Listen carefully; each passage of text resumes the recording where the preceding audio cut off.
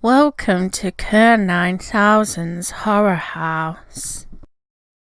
Okay, so with Halloween being the story of what Michael Myers did on Halloween, and the sequel Halloween 2 being a continuation of this, most people would presume that Halloween 3 would be yet more of the same. After all, that's pretty much how it went for horror movies, with villains like Freddy Krueger, Chucky, all turning up to carry on doing the same thing film after film. Well, in this case you'd actually be wrong. In fact, you could say that you would be dead wrong. You see, Halloween 3 Season of the Witch abandoned the story of Michael Myers altogether. He doesn't really feature in the film at all, well except for the part where an advert for the first Halloween movie appears on a television set. The idea at this point in time was that from this point on, Halloween was going to be a sort of series of anthology films. So film 1 and 2 would be about Michael, and then 3 would be about something different happening one Halloween night, and then 4 would be about another thing happening. I guess that kind of means that in the Halloween universe terms we have a slight problem here.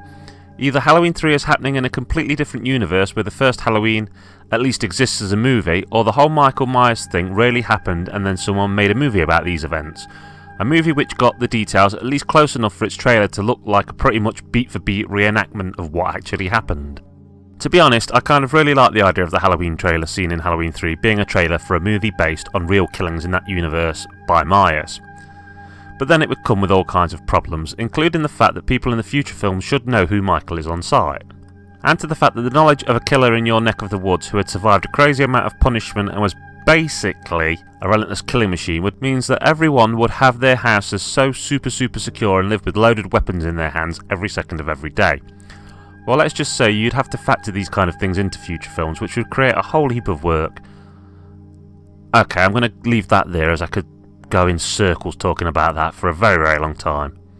I guess I should say at this point that I'm an absolutely massive fan of Halloween 3. I've written about it quite a few times.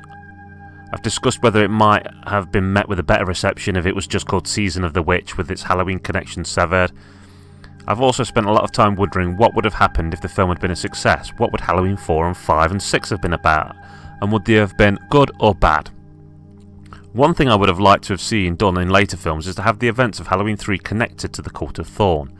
Yeah, Myers is great on his own, but I would have liked to have played the cult's power up a little bit more, to have made it seem like they were a force for evil in the universe and that they didn't have all their eggs in the Michael basket. They had the mask plan and various other ideas. I think more people should give Halloween 3 a try. People hear that it's not a Michael Myers film and they just lose touch with it and don't want to know about it. But it's actually a really good film in and of its own right. I think it's a bit of a missed gem. If I was to rate the film, I'd easily give it an 8 out of 10. Okay, that's Kerr 9000 signing off. Keep on watching those horror movies, boys and ghouls.